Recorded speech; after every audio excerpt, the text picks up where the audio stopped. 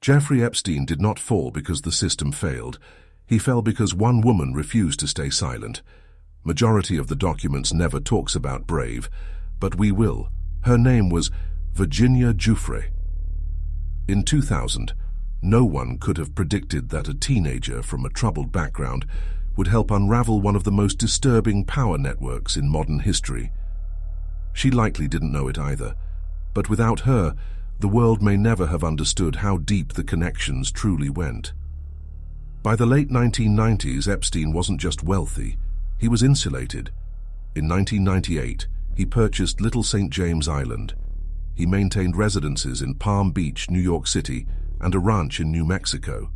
These weren't just homes.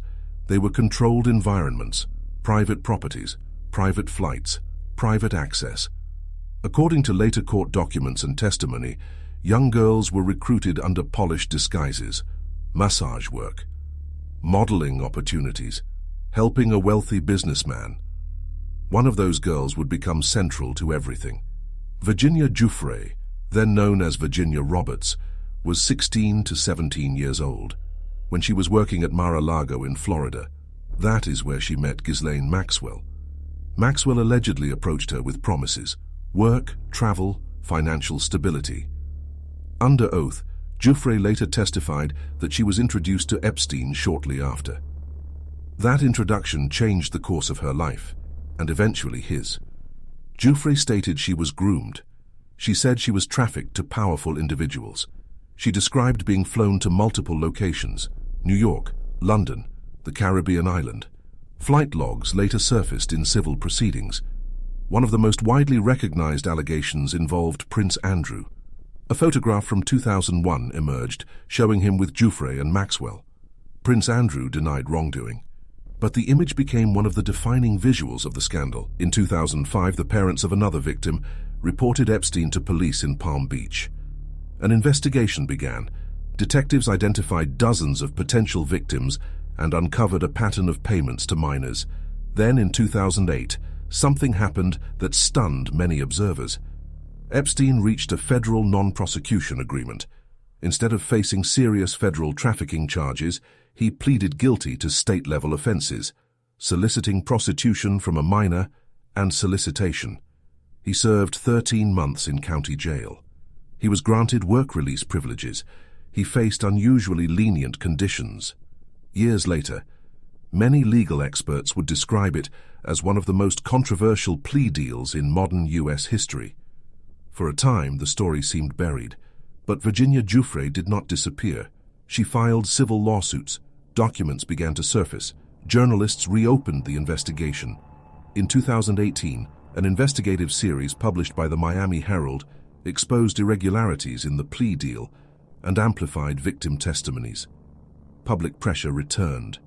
This time, the system could not quietly move on.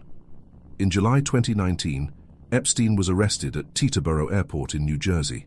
Federal prosecutors charged him with sex trafficking of minors and conspiracy. He was denied bail.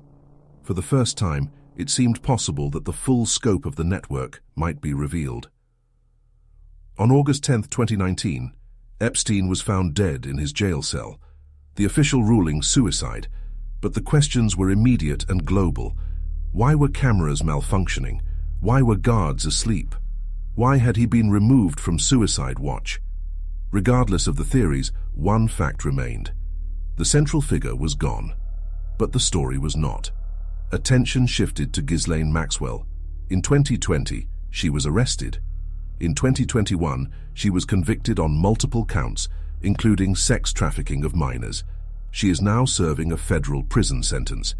Yet many continue to ask, was this the entire network, or only the visible layer? Virginia Giuffre became one of the most vocal accusers. She became central to civil litigation. She became a symbol of survivor advocacy. In 2022, she reached a settlement with Prince Andrew. Her persistence played a critical role in reopening the case. Without her, there may have been no second investigation, no 2019 arrest, no renewed global attention. Epstein is dead. Maxwell is imprisoned. But the records remain. Flight logs, court documents, visitor lists, financial trails. And then something unexpected emerged, not from witnesses, from data. After Epstein's death, investigators and journalists began examining digital footprints connected to his island. Location data from nearly 200 mobile devices was reportedly linked to visits between 2016 and 2019. The data, sourced from a location broker, showed highly precise coordinates: movements near the main residence, the beach, the dock, the helipad. It also mapped where devices traveled before arriving and where they went afterward.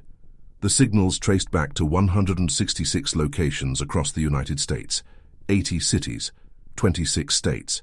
Common origins included Florida, New York, Texas, Massachusetts, and Michigan. Many mapped to gated communities and affluent neighborhoods. Presence does not equal guilt, but presence matters. How does this kind of tracking exist? Through mobile advertising systems, apps collect location data, device identifiers, and usage patterns. Data brokers aggregate and resell this information. In this case, someone queried devices that had visited Little St. James. The resulting reports became publicly accessible.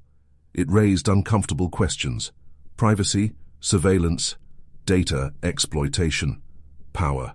The island is quiet now. The jets no longer land. The gates are closed. But data does not forget, and neither do the records. On next episode, we will find who exactly visited the island, and what else does the digital footprint reveal?